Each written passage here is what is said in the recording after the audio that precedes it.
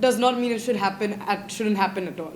I think घर में भी you should talk about sex education.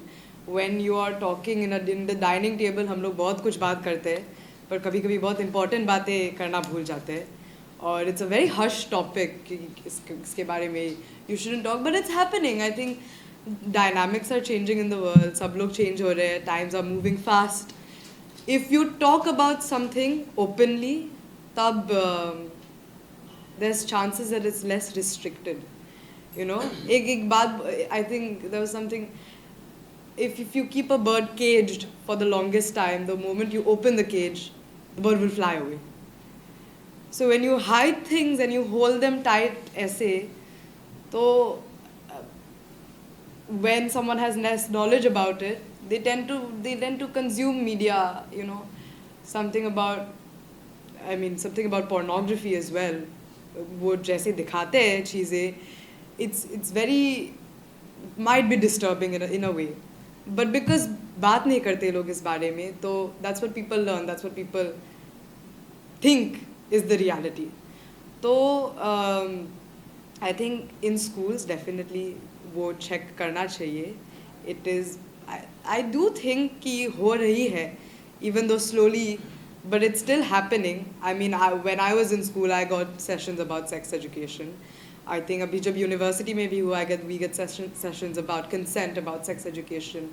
But yes, I do accept कुछ schools में होते हैं, कुछ schools में नहीं होते हैं. That should be something that is checked. But हम उधर, what we can do is we can ask schools, as parents, as people who are responsible for their children being in school, can ask schools to implement it. If not, the least they can do is implement it घर पे. तो वो discussion at least कुछ level तक तो start कर सकती है. So yeah. अच्छा, ये दामिनी के ऊपर जब रेप हुआ था दिल्ली में, एक बहुत बड़ा केस था कि एक लड़की के ऊपर रेप करके बीच रास्ते में फेंक दिया गया पूरा न्यूड. किसी ने उसके ऊपर कपड़ा तक नहीं डाला. और दामिनी को केस होने के बाद में पूरे इंडिया में कैंडल मार्च निकले, बहुत सारा मोर्चा निकला. और दामिनी के जाने के बाद आज तक लगभग 7,000 से भी ज्यादा रेप केसेस फिर से हुए हैं. तो इसके ऊपर आप क्या कहना चाहोगे, या as a producer, as a filmmaker, क्या आप इसके सॉल्यूशन के ऊपर अगर कोई स्क्रिप्ट लेकर आपके पास में एज अ प्रोड्यूसर आता है तो क्या आप बनाओगे, क्या कहना चाहोगे? तो दामिनी के ऊपर जो दामिनी केस जो हुआ था, ये सही बात है, हम सब लोग इन्वॉल्व हो गए थे उसमें. लेकिन उसके बाद बहुत, आपने जैसे बताया, बहुत हज़ार केसेस हुए. अभी कुछ दिन पहले आरजे कौर हॉस्पिटल में भी ऐसा केस हुआ बंगाल में. तो तब भी सारे लोग स्ट्रीट पे आ रहे हैं. तो एक दो गिने चुने केसेस में लोग स्ट्रीट पे आ रहे हैं.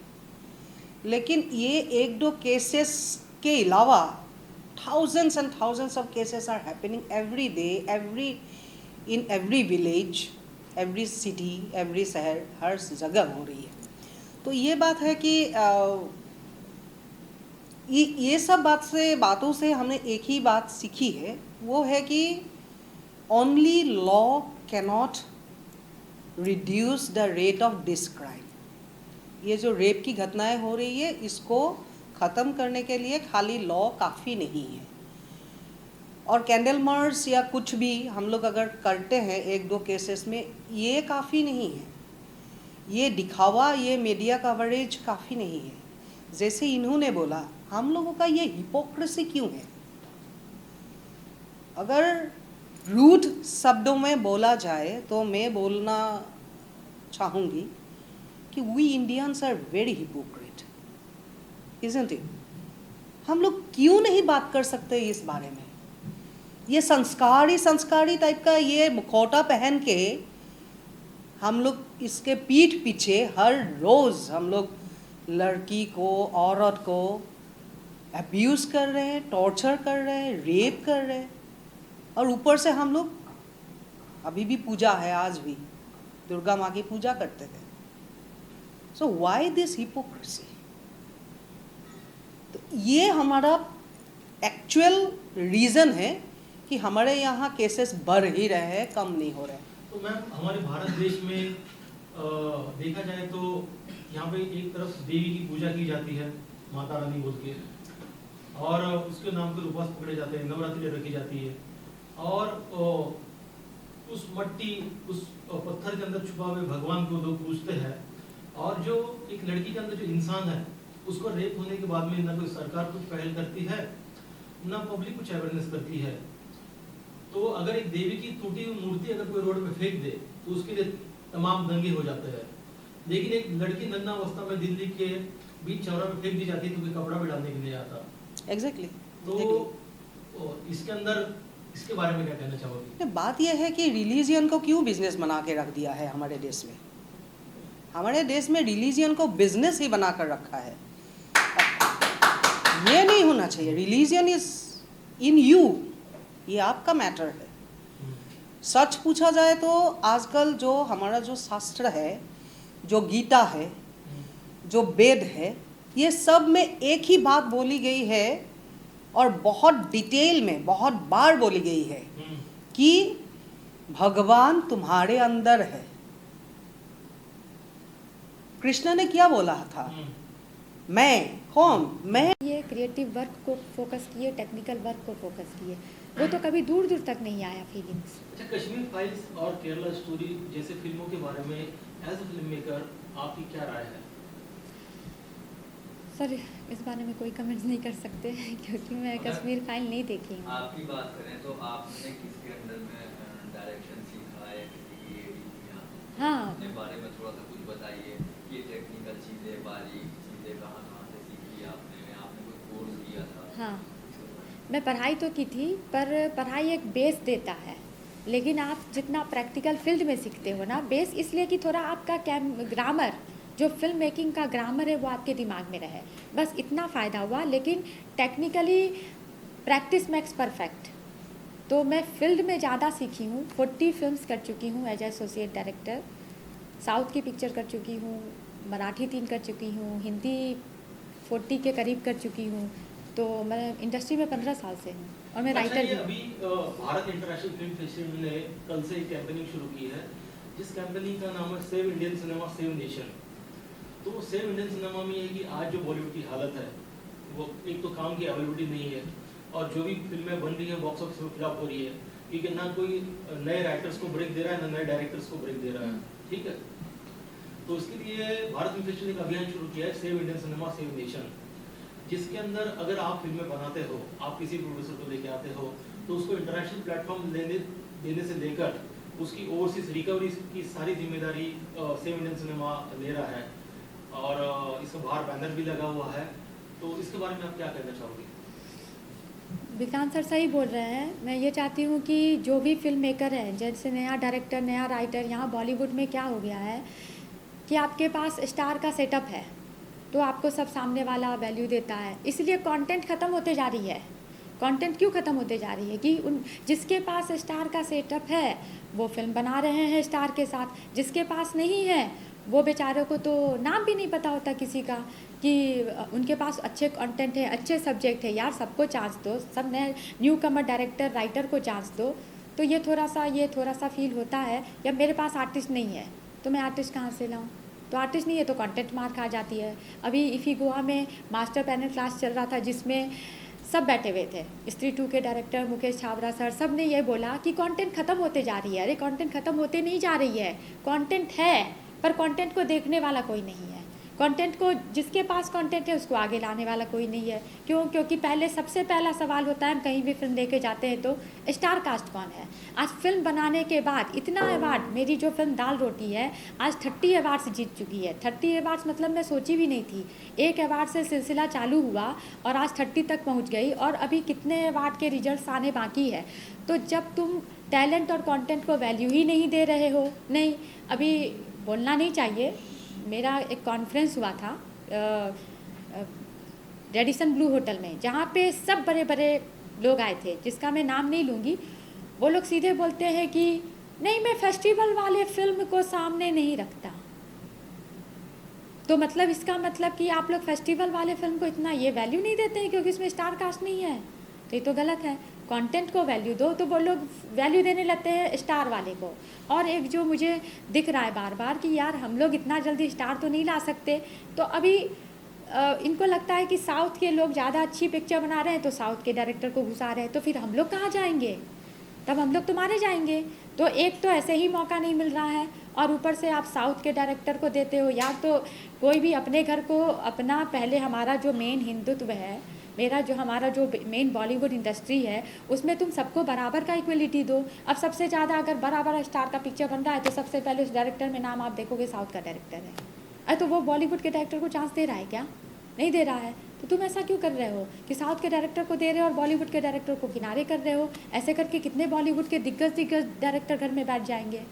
सबको बराबर का चांस दो। मैम मेरा ये क्वेश्चन है कि as a woman filmmaker आपको शूट करते वक्त ऐसी कौन सी दिक्कतें आई थी as a woman filmmaker, female film maker? जब मैं पहली बार फिल्म पे फर्स्ट डे शूट कर रही थी तो मेरा सबसे पहले क्लाइमैक्स का शॉट था।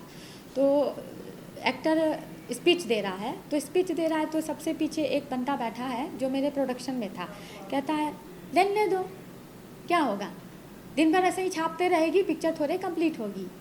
तो क्या होता है कि जब आप शूट कर रहे हैं तो कोई ना कोई एक पीछे निगेटिविटी होता है फैलाने वाला। तो मुझे समझ में आ गया कि ये पूरे जन को निगेटिव कर देगा। तो अगर आपके शूटिंग चलते हुए में कोई निगेटिविटी फैलाता है तो उसका असर सबसे पहले आर्टिस्ट पे आता है। फिर आर्टिस्ट आपको सही से समय नहीं देते हैं। तो मैं क्या की कि मैं तुरंत डिसीजन ली, ये होना चाहिए डायरेक्टर को। मैं उसको बोली कि देखो वो प्रोडक्शन में है, उनको घर पे बैठाओ, उनको उसका पूरा पेमेंट क्लियर करो, मुझे नहीं चाहिए। सीधे मैं मना की। नहीं तो क्या होता है, अगर आपका एटमॉस्फेयर थोड़ी भी निगेटिव होगी तो आप शूट नहीं कर पाएंगे, क्योंकि आप सीन समझा रहे हैं, यहाँ पे लोग कुछ और कर रहे हैं, तो बैक स्टैबिंग वाला बात हो जा रहा है ना। तो वो चीज़ नहीं चाहिए। तो वो दिक्कत आई थी, लेकिन पहला ही दिन मैं उस दिक्कत को हटा दी, फिर कोई दिक्कत नहीं आई। As a female film maker एक सवाल ये है कि अभी जो भी लड़कियां as a actor, as a writer, director जो फिल्म इंडस्ट्री में आ रही है, कॉन्स्टेंटली आ रही है बॉलीवुड की तरफ, तो उनके लिए आप क्या मैसेज देना चाहोगे? आपका जो सफर फिल्म इंडस्ट्री में रहा है एज अ फीमेल, तो उन लड़कियों के लिए जो एक्टर, राइटर और डायरेक्टर्स है, तो उनको आप आपके एक्सपीरियंस के आधार पर क्या सलाह देना चाहोगे? ये आखिरी सवाल है हमारा। मेरा ये मतलब सजेशन है कि जो भी फीमेल डायरेक्टर या राइटर है, बिंदास उनमें जितना टैलेंट भरा हुआ है, सिर्फ एक समय के बाद काम को ही पूछा जाता है, आपको कितना काम आता है। उस समय मेल फीमेल सब इक्वल हो जाते हैं। उस समय ये नहीं देखा जाता कि आप फीमेल हो या मेल हो, अगर काम आता है तो लोग खुद आपको आगे कर देंगे। Thank you so much Julie ma'am कि आपने भारत इंटरनेशनल फिल्म फेस्टिवल को वक्त दिया और आपके फ्यूचर हाउसफुल लोग गए। हाँ, सिनेमा वाले पैसा लेते हैं, खर्चा होता है, पर वो लोगों ने जो मेरी तरह थे, जो लोगों को दिखाना चाहते थे, जो इस ध्यान को करते हैं, उन्होंने अपनी शक्ति के द्वारा 40-45 सिनेमा हाउसफुल करे, पर उनको रिकवर हुआ गया। मतलब लकीली किसी के जेब से कुछ ख़राब नहीं हुआ, और जिसने दिया वो डोनेट किया। तो जैसे हमारी फिल्म भी डोनेशन से बनी, हम लोग का एक NGO है, तो हमने डोनेशन से पैसा इकट्ठा किया। हाँ, मैंने अपना बहुत कुछ लगाया है और मुझे वापस नहीं मिला है, और इसलिए ये फिल्म का एक ऑफिशियल कमर्शियल रिलीज़ हम कर नहीं पाए। दुख है इस चीज़ का कि वापस नहीं मिला? सर दुख, खुशी है कि पब्लिक तक ये बात पहुंच रही है? खुशी ये है कि सम्मान मिल रहा है, लोग इस कंटेंट को आज वैल्यू दे रहे हैं। हमारे जो फेस्टिवल्स हैं, अब ख़ास करके आप देखिए कि जैसे विक्रांत जी ने मुझे 3-4 फेस्टिवल्स में बुला के अवार्ड दिया, और मैं खुद आ जाता हूँ ख़ास इनके बुलाए, क्योंकि इनका पर्पस इतना अच्छा है। ये पर्पस है कि हम जैसे लोगों को आगे लाएं दुनिया के, कि देखिए ये भी कंटेंट वाले बैठे हैं, इनको कोई पूछने वाला नहीं है। आज की दुनिया में जैसे हमारी बहन कह के गई हैं पीछे कि दुनिया कैसी है, हाउ द इंडस्ट्री इज़, तो उसके बारे में मैं कुछ बोलना नहीं चाहूँगा। मैं चाहूँगा कि मैं इंडस्ट्री को भी कहना चाहता हूँ कि आप लोग भी ऐसे सब्जेक्ट उठाएं जिससे कि समाज का भला हो। अब हमारा समाज बिगड़ रहा है, जिस किस्म के फिल्म्स आ रहे हैं, जिस किस्म का हम कंटेंट देख रहे हैं, उस किस्म से फैमिली बिखर रही है। बच्चे कुछ देखते हैं, बूढ़े कुछ देखना चाहते हैं, फैमिली इकट्ठी नहीं होती। हमारी एक ऐसी फिल्म है जिसको फैमिली फिल्म है। अच्छा, कंटेंट के बारे में मैं कहूँगा कि दीपक जी बताएं, जिन्होंने इसका स्क्रिप्ट लिखा है, कि ये फिल्म रियली क्या मैसेज। पूछ लेंगे सर पहले आपसे कि ओके सर, ये आपने सनातनी के ऊपर बनाया, तो आप जो इस टाइम देश के अंदर सनातन के ऊपर बहुत जोरों शोर से प्रचार कर रहे हैं, शास्त्री साहब और बहुत सारे हैं ऐसे, इनके पास आपने जाने की कोशिश की, इन लोगों के लाखों फॉलोवर्स हैं कि ये और आसानी से पब्लिक तक पहुंच जाए बात, इन लोगों के पास आपने जाने की कोशिश की या मैं- बाबा रामदेव जी के पास में या गवर्नमेंट के पास में? पूरा इस टाइम पे सब सनातन का सर सब ने अपनी अपनी दुकानें खोली हुई हैं। आजकल गुरुडम इतना फैल गया है, लोग अपने आप को आगे करना चाहते हैं, उससे पैसा वसूल करते हैं। हमारा अलग है, सहयोग फ्री है, सहयोग हम लोग किसी से पैसा नहीं लेते पहली चीज़। तो उन लोगों को ऐसी चीज़ देखते ही वो लोग हमसे अलग हो जाते हैं, वो क्योंकि उनको फ्री चीज़ से कोई मतलब नहीं है। हम कहते हैं कि एक पौधा है यार, उसको आप पानी दो तो वो पौधा पेड़ बनेगा, आप कहाँ पैसे दे रहे हो क्या? तो हम तो उस पौधे की बात कर रहे हैं सर, हम तो इन लोगों के साथ जुड़ ही नहीं सकते। इनकी हमारी जो थॉट प्रोसेस है वो कितनी अलग, हालांकि हम चाहते हैं कि वो लोग हमारे को सुने, क्योंकि ये लोग सब सीकर्स हैं, ये लोग सब खोजी हैं, ये बहुत प्रचार कर रहे हैं ना, बहुत कर रहे हैं। सनातन का इस तरह से पूरा चाहते हैं। आपने हर इंटरव्यू में देखा होगा उनके सनातन हम चाहते हैं, और लोग अब समझ रहे हैं। अब जैसे टाइम्स ऑफ इंडिया के स्पीकिंग ट्री वाले हमको बुला के कह रहे हैं कि आप एज ए गुरु बोलिए। उन्होंने हमको भी कहा है कि आप एक योगा गुरु हो, तो हमें ये सम्मान आज टाइम्स ऑफ इंडिया दे रहा है, और भी चैनल्स अब इंटरेस्ट दिखा रहे हैं। तो मुझे लगता है कि दरवाजे खुल रहे हैं, शायद ये लोग भी देखकर हमें अपना लें, क्योंकि हम उन तक पहुंचते हैं तो दरवाजे बंद मिलते हैं। आज तक तो मेरा यही अनुभव है। सनातन के ऊपर और एक दो क्वेश्चन और हैं जी जैसे आपने बहुत सारी चीज़ें देखी होंगी इंटरनेट पे, सोशल मीडिया में बहुत वायरल हो रहा है कि अपने सनातन धर्म को बढ़ाने के लिए किसी दूसरे धर्म की बीच में बुराई हो जाती है कि अपना।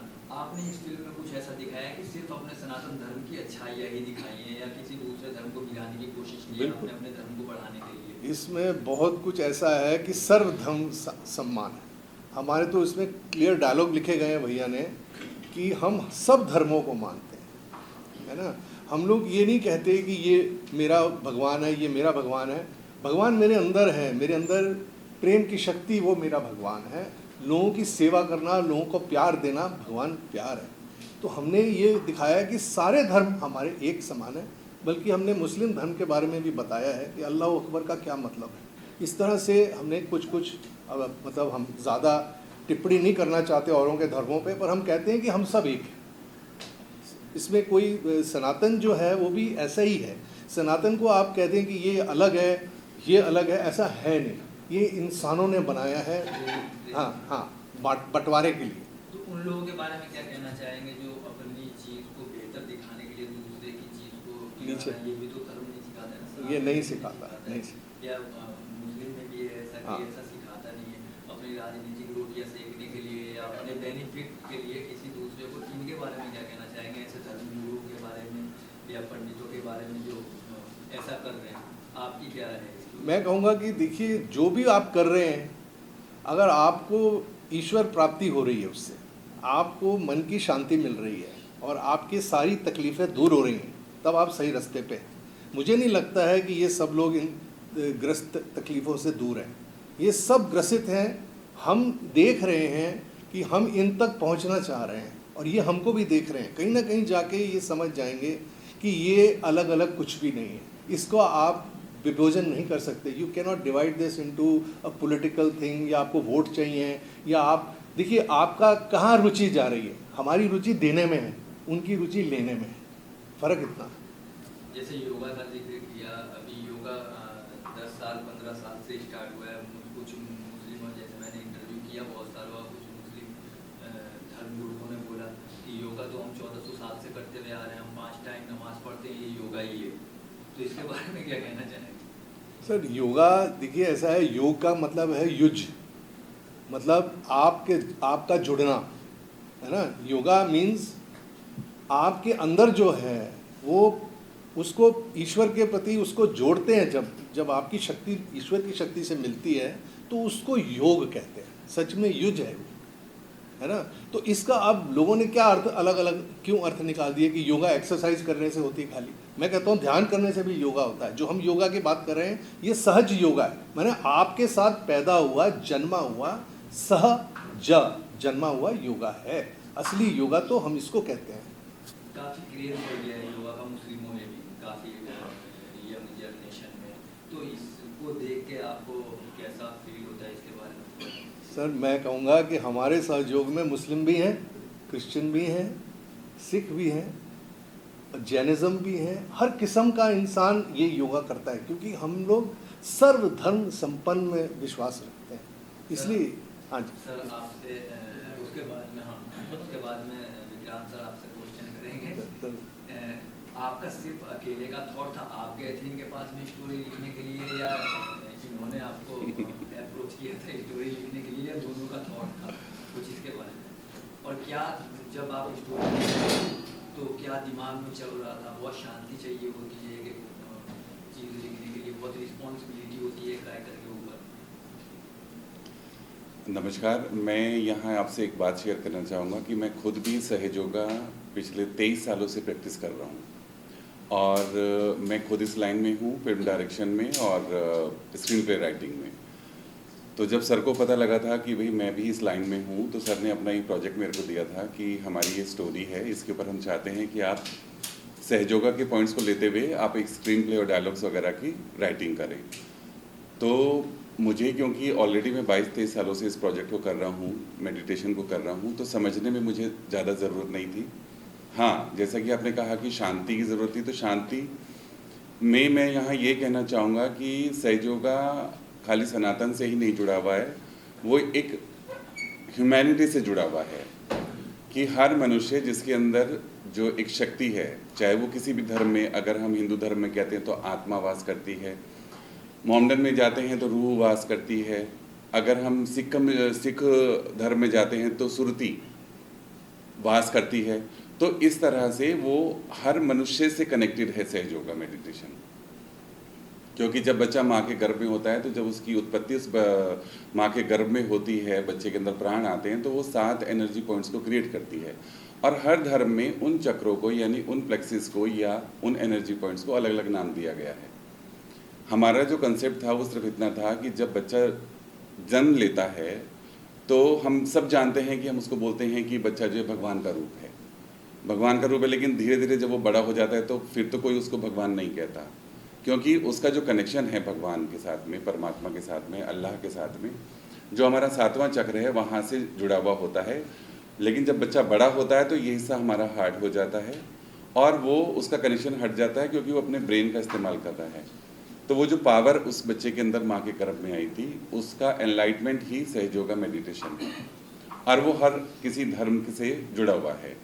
जब वो कुंडली जागृत होती है तो वो उस व्यक्ति को सबसे पहले मानसिक शांति प्रदान करती है, फिर उसको शारीरिक जो भी उसकी प्रॉब्लम्स हैं उसको ठीक करती है, और धीरे धीरे एनवायरनमेंट में financially, health wise, mental wise, family wise उसकी वैल्यूज़ को वो इंक्रीज़ करती है। तो ये हमारी खुद की इनर पावर है। तो इसलिए पर्टिकुलरली अगर हम ये कहें कि किसी एक धर्म से जुड़ा हुआ है, नहीं, इसीलिए इसको विश्व निर्मला धर्म के नाम से ही संबोधित किया जाता है। और रही बात ये कि क्योंकि मैं ऑलरेडी प्रैक्टिस में हूँ सहयोगा मेडिटेशन की, तो हमारे जो एनर्जी पॉइंट्स हैं, जैसा कि उस फिल्म में बहुत सारी प्रॉब्लम्स को दिखाया गया है कि जो कैरेक्टर्स हैं उनकी लाइफ में, उनकी फैमिलीज़ में बहुत सारी प्रॉब्लम्स आती हैं, और वो प्रॉब्लम्स जो हैं वो हमारे जो प्लेक्सिस हैं, मेडिकल क्योंकि उसको प्लेक्सिस कहता है साइंस, तो वो प्लेक्सिस जो यानी कि अगर नाड़ी ग्रंथ देखें तो चक्र हो गए, वो उन चक्रों से जुड़ी हुई है। तो सहयोगा मेडिटेशन ये सिखाता है कि आप उस चक्र पर मेडिटेशन करें ताकि वो प्रॉब्लम आपकी रिजॉल्व हो जाए, चाहे वो मेडिकली हो या मतलब लाइक फिजिकली हो या वो मेंटली हो, इवन दो फाइनेंशियली प्रॉब्लम। तो ये सारी प्रॉब्लम्स का जो सोल्यूशन है वो हमारे अंदर ही निहित है। केवल हमारे अंदर एक एनलाइटमेंट चाहिए, जो हमारी फिल्म का जो संदेश है कि अगर वो एनलाइटमेंट अगर आपके अंदर आ जाती है तो आप स्वयं के गुरु बन जाएंगे, और आपकी जो प्रॉब्लम्स हैं वो आप मैक्सिमम प्रॉब्लम्स को आप खुद से रिजॉल्व कर पाएंगे। सर आपसे एक चीज़ और पूछनी थी कि जैसे आपने बताया कि आपकी फिल्म का कोई रिकवरी नहीं हुआ, जो भी लगाया हो आपने 10 लाख, 15 लाख, 20 लाख, इस तरह की फिल्मों को भारत इंटरनेशनल फिल्म फेस्टिवल में जगह मिलती है और बहुत सारे फिल्म फेस्टिवल में जगह मिलती है, तो इससे कितना बेनिफिट होता है डायरेक्टर को, प्रोड्यूसर को, इसके बारे में थोड़ा सा बताइए।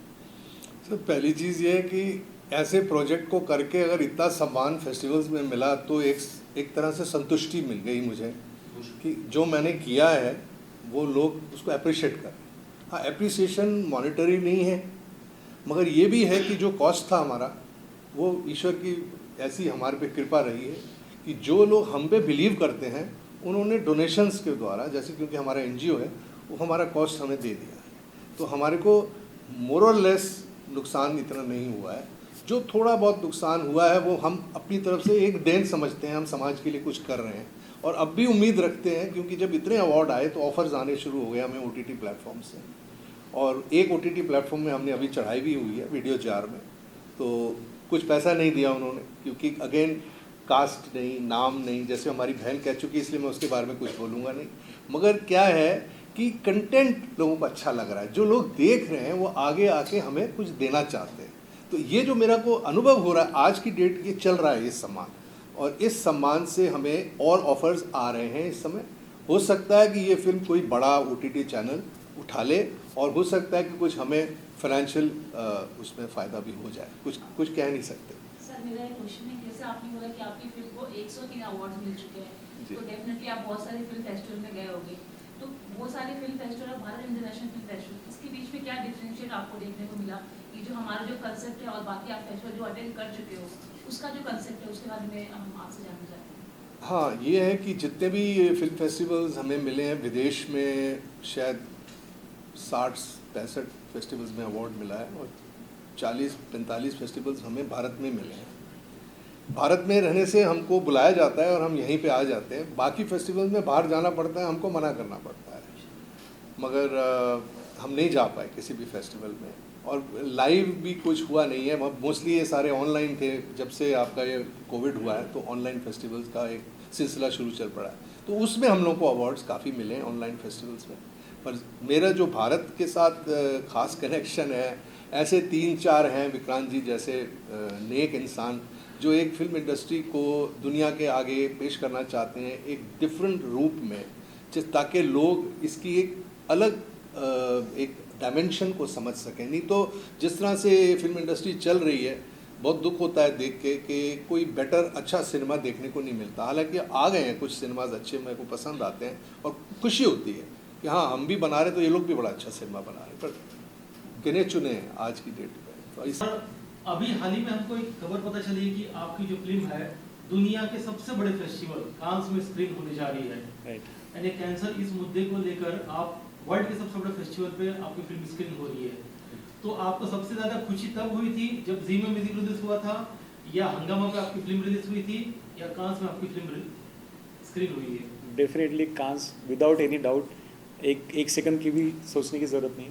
और सवाल आपका मतलब जवाब तो यही रहेगा कि कांस में अभी आपने जैसे बोला तो उसी वक्त मुझे बहुत ज़्यादा खुशी हुई। अच्छा ये बताइए कि कांस में आपकी फिल्म स्क्रीन होने के लिए किसने आपको चैनलाइज किया गया, कैसे आपकी फिल्म स्क्रीन हुई? क्या आप ये बाकी फिल्म मेकर तक ये चीज़ पहुंचाना चाहते हो कि अगर आपका मुद्दा अगर अच्छा है तो आप दुनिया के सबसे बड़े प्लेटफॉर्म पे फिल्म को रिलीज करने के पहले पहुंचाओ, तो ये आप मीडिया से कुछ कन्वे करना चाहते हो? डेफिनेटली। तो जैसे कि मैंने अभी कहा कि न्यू फिल्म मेकर्स के लिए बहुत सारा स्ट्रगल है, उनके लिए कोई रास्ता समझ में नहीं आता है क्योंकि इतना कन्फ्यूजन वाला रास्ता है। पर उस वक्त अगर आपको सही मेंटोर मिल जाए, जैसे कि मुझे विक्रांत सर मिले, उनसे फर्स्ट टाइम मुलाकात जब हुई तो मुझे बहुत सारी चीज़ें सीखने को मिली, बहुत सारी चीज़ें ये समझी कि मैंने कहाँ गलत किया जो मुझे करना नहीं चाहिए था, और यहाँ से मुझे क्या राइट करना है वो समझा।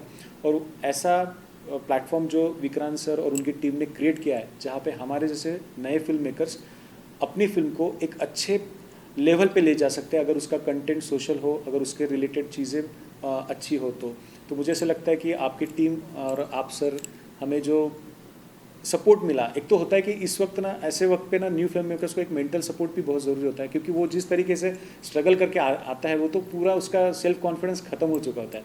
तो आपके यहाँ से मुझे पहला इग्निशन मिला, आपके यहाँ से मुझे वो पहला ब्रेक मिला, आपके यहाँ से मुझे वो पहला मीडिया बाइट मिला, तो मैं आपके लिए तो बहुत थैंकफुल हूँ।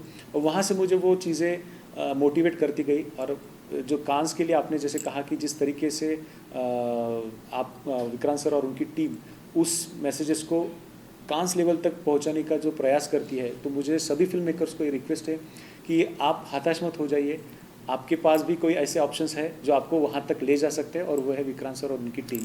तो thank you so much sir. Lastly आप ये मानते हैं कि जैसे ये फिल्म फेस्टिवल होते हैं, इसमें फिल्मों में फिल्म आने से जो डेब्यू डायरेक्टर है या छोटे डायरेक्टर हैं या प्रोड्यूसर्स हैं उनको बेनिफिट होता है? सॉरी, फिर से एक बार। जो पहले बार जो फिल्म बना रहे हैं जैसे डेब्यू डायरेक्टर जैसे Correct. आप हैं, आपकी फिल्म अगर फेस्टिवल में जाती है Correct. तो बेनिफिट होता है ऐसे डायरेक्टरों को प्रोड्यूसरों को फिल्म फेस्टिवल में जाने से? डेफिनेटली होता है सर, क्योंकि क्या है कि जैसे कि पहले तो प्रोड्यूसर ढूंढने में चप्पल घिस जाते हैं, फिर डिस्ट्रीब्यूटर ढूंढने में चप्पल शूज़ घिस जाते हैं, ऐसे बोल सकते हैं। तो ये लोग क्या कहते हैं कि आपके फिल्म में कोई नया फेस वैल्यू नहीं है, आपका डायरेक्टर नया है, आपका राइटर नया है, आपके सब नए, मतलब एंटरटेन ही नहीं करते। तो उस वक्त जब हम कहीं से भी कुछ नहीं मिल रहा है तो उस वक्त ये फेस्टिवल्स ही होते हैं जो हमारे ऑक्सीजन की तरह हमें सपोर्ट करते हैं और हमें एक राह दिखाते कि चलो कुछ तो है जो हम जैसे नए फिल्म मेकर्स के लिए कहीं ना कहीं स्टैंड मिल रहा है, कहीं ना कहीं हमें पुश मिल रहा है, कहीं ना कहीं हमें मोटिवेशन मिल रहा है कि नहीं, कहीं ना कहीं जाके हमारी मंजिल कभी ना कभी हमें मिलेगी। सर एक पर्सनल और एक इमोशनल सवाल आपसे पूछना चाहते हैं कि जैसे कि हम लोग ने संजय दत्त की बायोग्राफी में ये देखा कि उनके माँ की बहुत बड़ी ख्वाहिश थी कि जब उसके बेटे की फिल्म पहली मूवी लॉन्च हो रॉकी तो उसको देखे।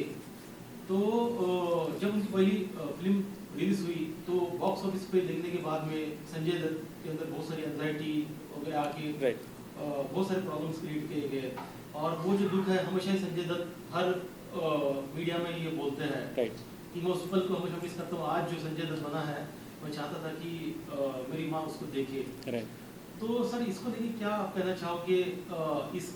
क्या इसी तरीके से आपका भी कुछ इमोशनल पार्ट जुड़ा हुआ है या फिर जो लोग क्रिएटिव लेवल के लोग हैं वो बहुत स्ट्रगल करते हैं चाहे राइटिंग में हो, डायरेक्शन में हो और वो अपने माँ बाप को या बच्चों को वक्त नहीं दे पाते हैं, है ना? और पता ही नहीं चलता कि बच्चे बड़े कब हो गए और सडन माँ का वो समय कब आ गया, मम्मी डैडी का कि वो जाने का वक्त हो गया। तो इसको लेकर आप as a filmmaker, as a writer, आप क्या बात करना चाहोगे मीडिया के सामने कि क्रिएटिव लोगों को इस पूरे क्वेश्चन से, बहुत सारे क्वेश्चंस है, इसका एक सारांश। तो जैसे कि आपने पहले पेरेंट्स के लिए बोला, तो अनफॉर्चुनेटली मैं अपने मम्मी पापा दोनों को उनको खो दिया है। तो डेफिनेटली उनकी कमी हर जगह महसूस होती है क्योंकि at the age of small age में, at the age of 30 only I lost my parents. तो वहाँ से जर्नी देखा जाए तो बहुत डिफ़िकल्ट हो जाता है क्योंकि मुझे नहीं लगता ज़िंदगी में आपको आपके माँ बाप के अलावा कोई और उस तरीके से सपोर्ट कर सकता है या उस तरीके से आपको प्यार कर सकता है। तो वो एक जर्नी तो बहुत स्ट्रगल वाली थी ही क्योंकि ये होता है ना कि आपका एक्सपीरियंस आपको ये नहीं बता सकता कि यहाँ पे क्या करना चाहिए, यहाँ पे क्या डिसीजन लेनी चाहिए। तो मुझे कभी कभी ऐसा लगता है कि काश वहाँ पे अगर मुझे मेरी माँ या पापा होते तो मुझे सही डिसीजन लेता था, मैं 2-4-5 साल अभी जो पीछे गिर गया शायद मैं और आगे चला जाता था। तो डेफिनेटली ये तो डिफरेंस आता ही है। सेकेंडली होता है कि आजकल की जो कॉर्पोरेट लाइफ है, जो आपका सेकंड क्वेश्चन है, उसमें क्या है कि most of the parents definitely jobs करते हैं तो लड़कों या फिर उनकी जो भी बच्चे हैं उनकी तरफ उतना फोकस्ड या ध्यान नहीं दे सकते। तो उस वजह से उनका जो पेरेंटिंग है वो कहीं ना कहीं गड़बड़ा जाता है। बेसिकली लड़के को जब उस लेवल पे अगर उनके पेरेंट्स फोकस्ड आउट नहीं कर पाए तो वो जो कमी है ना वो महसूस होते होते उन लड़कों को भी एक अलग डायरेक्शन में जाने की बहुत मतलब संभावना हो सकती है। तो ऐसे केस में मैं ऐसे ही कहूँगा कि अपने बच्चों को अपने इनको वो अटेंशन देना चाहिए क्योंकि उनके लिए माता पिता सब कुछ है। लास्टली अपने बारे में बताइए कि आपने डायरेक्शन कहाँ से सीखा? क्योंकि एक बहुत बड़ा रिस्क होता है डायरेक्टर प्रोड्यूसर, आपने इतनी बड़ी फिल्म का निर्माण किया, तो अपने बारे में बताइए कि आपने इससे पहले क्या क्या किया था, कुछ थोड़ा सा। पिछले 11 साल से मैं इस इंडस्ट्री में हूँ और मैंने पहले 1.5 से 2 साल का फिल्म मेकिंग कोर्स किया था क्योंकि फिल्म मेकिंग कोर्स में आपको थ्योरेटिकल नॉलेज तो मिल गया कि एग्जैक्टली अलग अलग डिपार्टमेंट्स क्या करते हैं, उसकी टेक्निकल पर्सपेक्टिव्स क्या है, बट मुझे ऐसा लगता है कि जो चीज़ आपको प्रैक्टिकली सिखा सकती है वो थ्योरेटिकल कभी नहीं सिखा सकती। तो प्रैक्टिकल सीखने के लिए भी मैंने थोड़ा सा अलग फंडा यूज़ किया क्योंकि अगर एक तो मेरे ऊपर फैमिली रिस्पॉन्सिबिलिटीज़, फाइनेंशियल क्राइसिस बहुत थे, तो मैंने किसी अपना घर ये सब कुछ छोड़ के, जॉब छोड़ के मैं नहीं जा सकता था मुंबई में किसी को असिस्ट करने के लिए। और अगर मैं वो मार्ग में नहीं चुन पाया उसके लिए मुझे उस वक्त बहुत रिपेंटेंट फील हुआ, बहुत दुख हुआ, बट मुझे ऐसा लगता कि वो सही था क्योंकि उसके बाद मैंने अपना खुद का प्रोडक्शन हाउस ओपन करके उसके अंदर अलग अलग शॉर्ट फिल्म्स बनाना शुरू किया। और जब आदमी खुद होके हर डिपार्टमेंट में ग्राउंड से लेके ऊपर तक सारी चीज़ों पे इन्वॉल्व होता है ना, तो उस वक्त जो आपकी लर्निंग होती है, अगर मैं किसी को असिस्ट करता तो मुझे क्लैपर करके फर्स्ट टाइम देते थे, तो मैं क्लैपिंग ही कर रहा हूँ कुछ साल, फिर उसके बाद मैं प्रमोट होता, सेकंड असिस्टेंट, थर्ड, फिर एसोसिएट डायरेक्टर।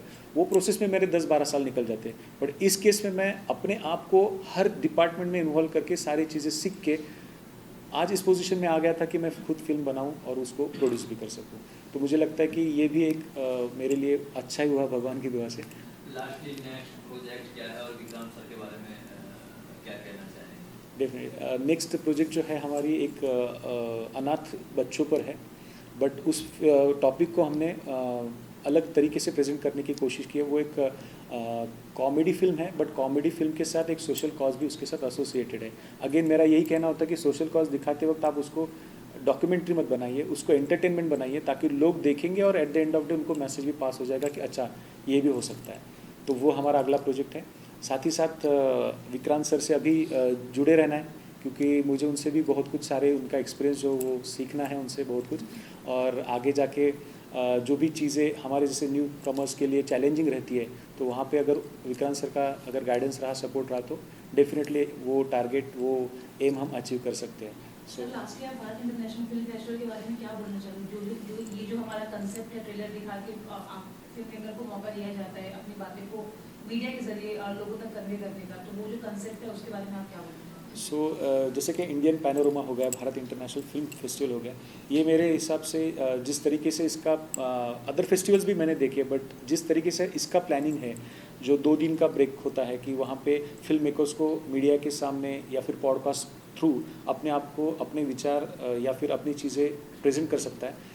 उसके बाद जो इवेंट डे को होता है, जो इवेंट डेज में भी आपको अपने जो प्लेटफॉर्म दिया है फिल्म मेकर्स के लिए, उससे भी एक मोटिवेशन मिलता है, एक डायरेक्शन मिलती है। तो मेरे हिसाब से ये बहुत बहुत ज़्यादा यूज़फुल है। मतलब अगर कहा जाए तो big thank you for this platforms.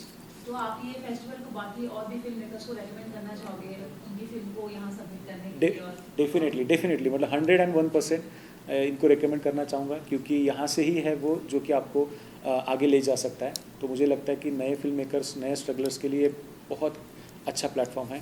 So I am thankful to Bharat international film festival, Vikrant sir and complete team. Thank you. हमसे बात करने के लिए बहुत बहुत शुक्रिया। हमारी शुभकामनाएं हैं कि आपकी ये फिल्म पब्लिक तक पहुँचे और आपने जो मैसेज इसमें दिया है सोशल वर्क के जरिए वो काम। Thank you. अभी जैसे India China, India Pakistan, India Bangladesh, उसके रिलेशंस के ऊपर गवर्नमेंट की तरफ से फिल्में बनी हैं। आप देखेंगे तो वो सब ऐसे नाम हैं जो बरसों से चले आ रहे। तो क्या न्यू कमर्स वगैरह है वो काम के नहीं है क्या?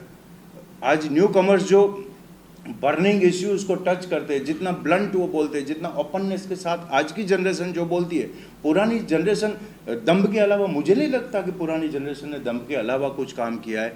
आज की जनरेशन में आप देखें तो बाप और बेटी, भाई और बहन, उसके बीच में ज़्यादा बोल्ड और ओपननेस है कि वो अपनी समस्या को बता सकते हैं।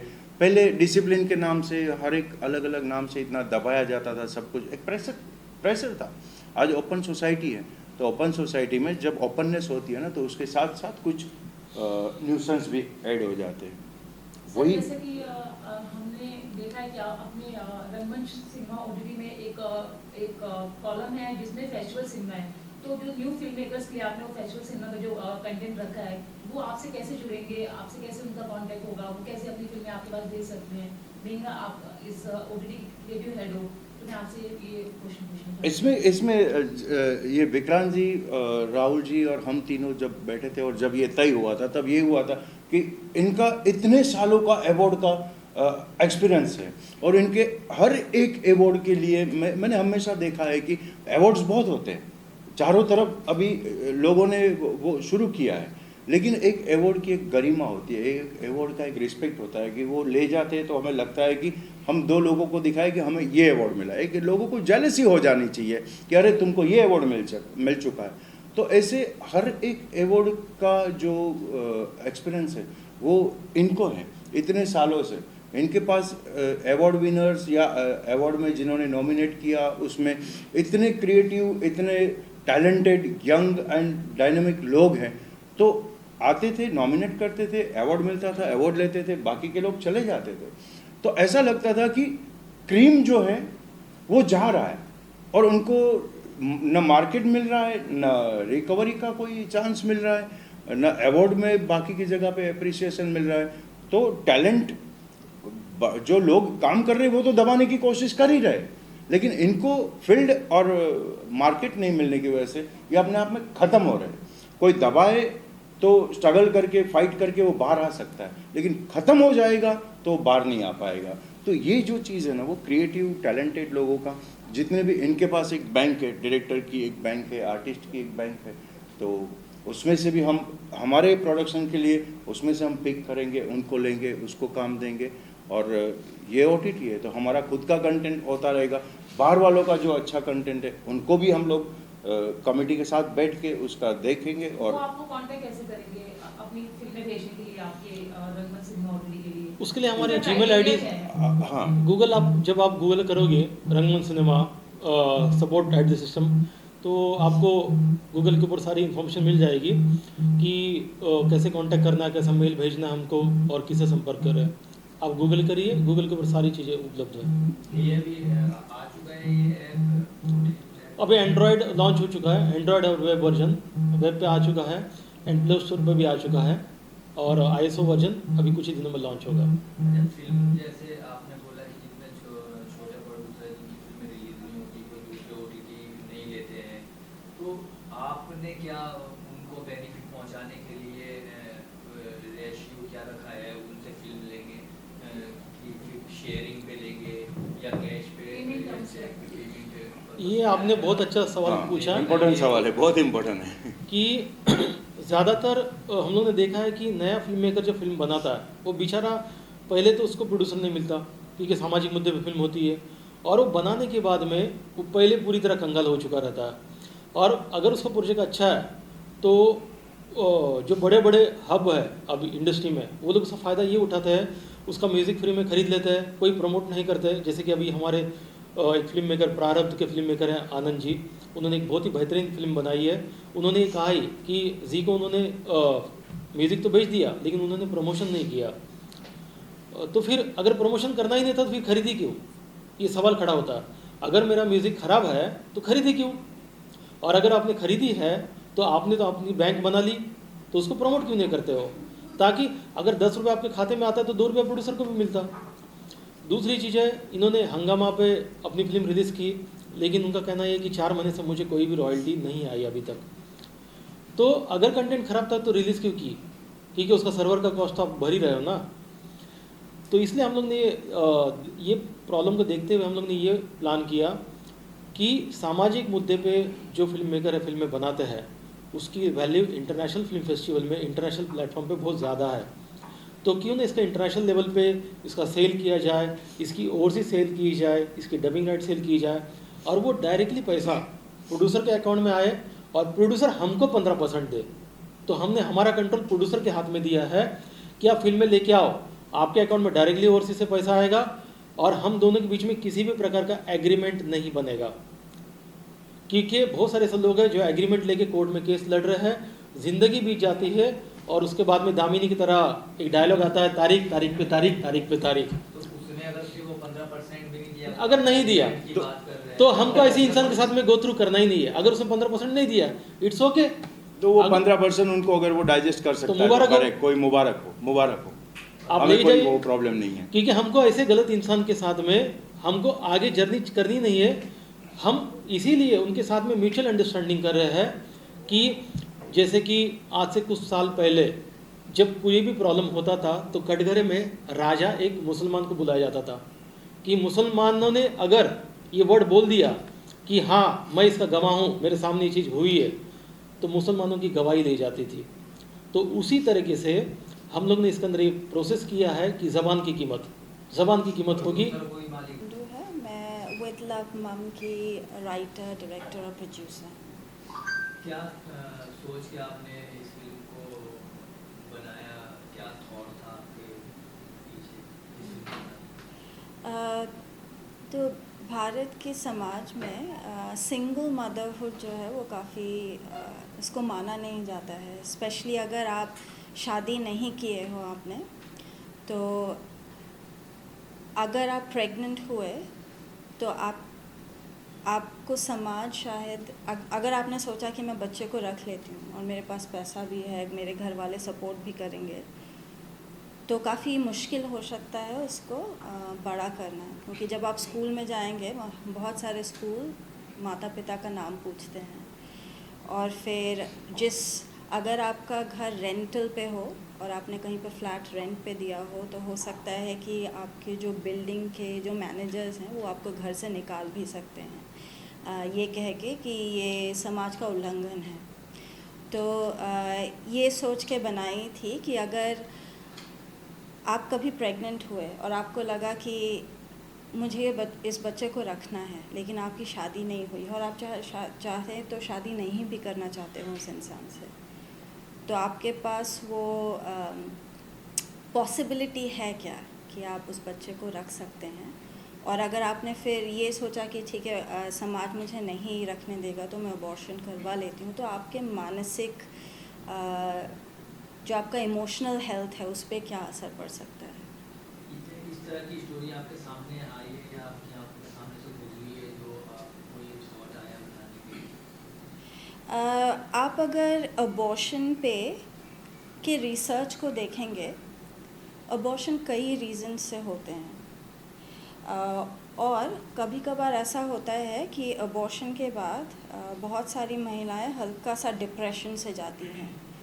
सो ये एक्चुअली काफ़ी नोन फैक्ट है, लेकिन हम उसके बारे में बातचीत नहीं करना चाहते हैं। इसलिए हो सकता है कि अगर आप किसी को खुलेआम इस के बारे में सवाल पूछेंगे तो कोई सीधा इसका जवाब नहीं देना चाहता होगा, लेकिन अगर किसी NGO या किसी नेशनल रिकॉर्ड्स ब्यूरो से अगर उसका स्टेटिस्टिक्स निकलवाएंगे तो इसके बारे में किसी भी देश में देख सकते होंगे कि अगर आपने अबॉर्शन किया है, स्पेशली अगर आपको फोर्स किया गया हो कि ये सही नहीं है, ये बच्चा सही नहीं है, तो अबॉर्शन करवा दो, उसकी वजह से आपका जो मानसिक संतुलन है उस पर असर पड़ सकता है।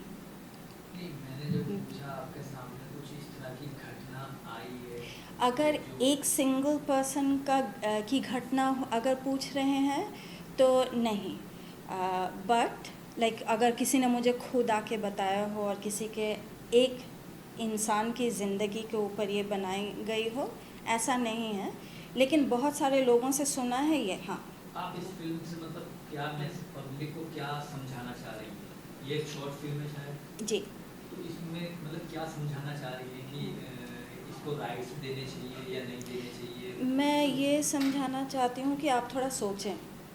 समाज में बहुत सारी चीज़ें कही जाती हैं और सुनी भी जाती हैं। इसका मतलब ये नहीं कि हम जो भी कह रहे हैं सुन रहे हैं उसको चुपचाप मान लें, तो उसके बारे में सोचें, क्योंकि आपके जो विचार हैं वो ज़रूरी नहीं है कि सबके ज़िंदगी में जो कोई भी विचार लीजिए वो किसी के ज़िंदगी के लिए सही हो सकता है, लेकिन किसी और के ज़िंदगी के लिए वो सही नहीं भी हो सकता है। तो आप इस विषय के बारे में सोचें। आपकी क्योंकि नज़र में क्या सही है? अगर सिंगल मदर एक बच्चे को जन्म देती है तो आपकी नज़र में मेरे क्या नज़र में ये सही है, जो माँ है उसको विचार करने दीजिए, उसको फोर्स मत कीजिए कि समाज में ये सही है तो ये करो। उसको इतना सपोर्ट दीजिए और इतना खुलापन, चाहे वो लॉ हो या, क्योंकि हमारे देश में एक्चुअली इट्स नॉट इलीगल, ये समाज का नियम है, इट्स नॉट इलीगल। आप अगर बच्चे को जन्म देते हैं, आप कोई भी लॉ नहीं तोड़ रहे हैं, लेकिन समाज का नियम तोड़ रहे हैं। तो मेरा ये मानना है जो माँ है उसको सोचने दीजिए, आप अपना विचार जो है उसके ऊपर मत चढ़ाइए। सोच बदलने के लिए आप कह सकते हैं एक हिसाब से, हाँ कह सकते हैं। मतलब मैं चाहती हूँ कि आप सोचें। आपने इसमें जिक्र किया कि सिंगल मदर अगर बच्चे को स्कूल में नाम के लिए फिर एडमिशन के लिए प्रॉब्लम होती है तो उसको भी दिखाया दर्शाया आपने? नहीं, सिनेमा से 10 मिनट की है ये फिल्म। कर पाएगी ये फिल्म अगर पब्लिक तक जाएगी तो कर पाएगी ये फिल्म? कन्वे कर पाएगी या नहीं वो मैं ऑडियंस के ऊपर छोड़ूंगी कि किसको कितना समझ में आता है। मुझे जो दिखाना था वो मैंने इसमें दिखाया है। 100% जी। इससे पहले भी आपने कुछ बनाया है? नहीं, ये मेरी पहली डेब्यू फिल्म है। मैंने दूसरे लोगों के फिल्म में काम किया है, लेकिन ये मेरी As a debut actor? Film है एज अ डायरेक्टर। अच्छा, एज अ दूसरे लोगों के फिल्म में असिस्टेंट डायरेक्टर के रोल में काम किया है। और कुछ आपको बनाने वाले हो? मैं इस साल कोशिश कर रही हूँ और एक सिनेमा शॉर्ट फिल्म बनाने की। वो इससे थोड़ा सा लंबा होगा और वो भी एक सोशल टॉपिक पे है। और अगर सब कुछ ठीक रहा तो होपफुली इस साल एक सिनेमा बनाएंगे। इसकी रिलीजिंग की अगर बात करें तो किस प्लेटफॉर्म पे दर्शक देख पाएंगे? कहाँ जी। रिलीज करने का? जी। सो ये जो फिल्म है, फिल्म के ट्रेलर की शुरुआत में एक प्रोडक्शन स्टूडियो का नाम आया था जिसका नाम है हमारा मूवी। हमारा मूवी उनका खुद का यूट्यूब चैनल है। वो काफ़ी इंडिपेंडेंट सिनेमा को सपोर्ट करते हैं। तो अभी ये फिल्म काफ़ी सारे फिल्म फेस्टिवल्स में लाइक सिलेक्शन क्राइटेरिया पे है। अब तक कुछ 8-9 फिल्म फेस्टिवल्स में ये स्क्रीन हो चुका है और लेटेस्ट था केरला शॉर्ट फिल्म फेस्टिवल जहाँ पे ये स्क्रीन हुई थी मार्च के एंड में। और आई थिंक सितंबर तक दूसरे फेस्टिवल्स तक मतलब चलेगा। उसके बाद ये हमारा मूवी के यूट्यूब चैनल पे रिलीज़ होगा। इसमें आर्टिस्ट कौन है? सो आर्टिस्ट का नाम है, मेन कैरेक्टर का जिन्होंने प्ले किया है उनका नाम है शिवांगी चतुर्वेदी। और उनको बुधा इंटरनेशनल फिल्म फेस्टिवल में बेस्ट एक्टर का अवार्ड मिला इस शॉर्ट फिल्म के लिए। इस तरह के इशू पर फिल्म बनाना मतलब किसी ने आपको एडवाइस दिया था या उसका? नहीं, मुझे किसी ने एडवाइस नहीं दिया था। कहाँ से सोच आई आपको? वो आप बता नहीं पा रही हैं या तो बता नहीं पा रही नहीं हैं, नहीं बताना नहीं चाह नहीं रही नहीं हैं। ऐसा ये नहीं सोच है। कहाँ से आई? कोई सो- ऐसी घटना आपके फ्रेंड के जी। साथ में या किसी जी। कुछ तो ऐसा हुआ है तभी इंसान किसी चीज़ को अगर लिखता है तो सोचता है, या तो आपके साथ मतलब आसपास में या सर्कल में कुछ ऐसा आप बताएं। सो वो सोच जो आई थी ये यहाँ नहीं, हांगकांग से स्टार्ट होता है। तो हांगकांग में मैं अपने कुछ दोस्तों के साथ डिनर के लिए गई थी और सब लोग महिलाएं थी वहाँ पे। और सब इस बात के बारे में हम लोग ये बात कर रहे थे कि अभी ज़माना ऐसा है कि एक कमिटेड रिलेशनशिप में होना काफ़ी मुश्किल हो गया है। और उसकी वजह से कभी कभार ऐसा होता है कि आप ये नहीं सोच पाते हैं कि शादी करना चाहिए, किस उम्र में शादी करना चाहिए, इनके साथ बच्चा होना चाहिए नहीं होना चाहिए। ये सारी चीज़ें काफ़ी कॉम्प्लिकेटेड हो गई है पहले के मुकाबले। तो वहाँ पे मेरी एक कॉलीग थी जो काफ़ी उम्र कम मतलब early 20s, like a very young woman. She was from the UK and उन्होंने सबको उन्होंने ये बताया कि अगर ऐसा हुआ कि मुझे कोई कमिटेड पार्टनर नहीं मिला और मुझे कोई पसंद नहीं आया जिनसे मैं शादी करना चाहती हूँ या पूरी ज़िंदगी बिताना चाहती हूँ, तो मेरा ये विश है कि मैं एक बायोलॉजिकली बच्चा पैदा करूँ और उसे रेज़ करूँ। चाहे मेरी शादी हो या ना हो, चाहे मेरा कोई कमिटेड पार्टनर हो या ना हो, मैं माँ ज़रूर बनना चाहती हूँ, ये मुझे पता है। तो मुझे उससे मैं ये सुन के बहुत कॉन्फिडेंट थी वो कि ठीक है मेरी शादी नहीं हुई तो क्या हुआ, मैं बच्चा ज़रूर पैदा कर सकती हूँ, मैं रेज़ भी करना चाहती हूँ ताकि क्योंकि मुझे माँ बनने का मौका मिलेगा। तो उससे मुझे ये सोचने को मिला कि अगर एक यंग महिला सोचे कि मुंबई में है, वो इतना कॉन्फिडेंटली कह सकती है कि मैं शादी नहीं करना चाहती, मैं किसी कमिटेड रिलेशनशिप में नहीं रहना चाहती, बट मैं एक माँ बनना चाहती हूँ और एक बच्चे को रेज़ करना चाहती हूँ क्योंकि वो मेरी एक तमन्ना है। तो उससे ये आइडिया मुझे आया था, जिससे मैंने पहले स्क्रिप्ट लिखा, काफ़ी साल पहले लिखा था और फिर लास्ट ईयर बनाई। अगर आपको मौका मिले कि इसको फीचर फिल्म में कन्वर्ट किया जाए तो उसके ऊपर ऊपर विचार है आप? एज सच मैंने अभी तक सोचा नहीं है कि इसको फीचर फिल्म में बनाए या नहीं, लेकिन अगर मौका मिले तो, बिकॉज़ ये ओनली 10 मिनट्स का है, तो जितना भी फोकस है 10 मिनट्स के हिसाब से फोकस दिया गया है। बट अगर इसको फीचर फिल्म के हिसाब से बनाया जाए तो बहुत सारे एंगल्स से इसको देखा जा सकता है। तो मेरी जो फिल्म है इसमें वो मानसिक संतुलन के हिसाब से मैंने दिखाया है कि वैसे ही प्रेगनेंसी के वक्त आपकी जो मानसिक संतुलन है वो थोड़ा सा आपको एक चेंज होता है आपकी बॉडी में, उसको आपको फील करना पड़ता है, आपको समझना पड़ता है। उसके ऊपर अगर आपके ऊपर प्रेशर रहे कि ये सही नहीं, आपको जल्दी 3 महीने का टाइम मिला है आपको अबॉर्शन का, उसमें आपको एक सही डिसीजन लेना है, जो डिसीजन आप कभी पलट नहीं सकते। अगर आपको अबॉर्शन के बाद लगा कि अरे ये तो गलत हो गया, वो आप कभी भी पलट नहीं सकते। इसलिए मैंने वो इमोशनल एंगल दिया था। अगर फीचर फिल्म हो, क्योंकि उसमें कम से कम 90 मिनट का टाइम है, तो बाकी जितने भी एंगल्स हैं कि उससे सिर्फ मानसिक ही नहीं, आपको बहुत सारी और भी चीज़ें सोचनी पड़ेगी कि अगर मैं काम करती हूँ तो बच्चे को पालने के लिए टाइम कहाँ से मिलेगा। अगर लेट्स से मैं चाहती हूँ बच्चे को पालना लेकिन मेरे घर वाले तैयार नहीं हैं, तो उनका क्या सोच है और मेरा क्या सोच है, और उसको कैसे ब्रिज किया जा सकता है, हम कैसे बीच में ला सकते हैं।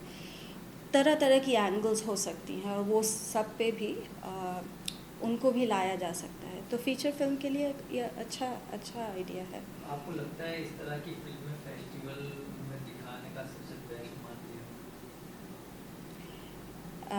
इस तरह की फिल्मों को फेस्टिवल में प्लेटफॉर्म मिलता है, वहाँ पे दुनिया भर के या देश भर के डायरेक्टर प्रोड्यूसर आके फिल्म देखते हैं, सबसे बेस्ट माध्यम अपनी बात फेस्टिवल में दिखाने, is this the best medium?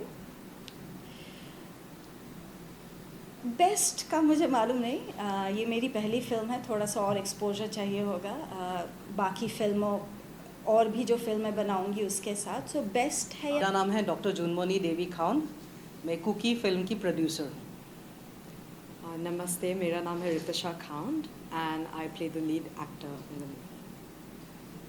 ये सच्ची घटना के ऊपर आधारित फिल्म है या लिखी गई स्टोरी? ये बहुत सारी सच्ची घटनाओं के ऊपर आधारित फिल्म है।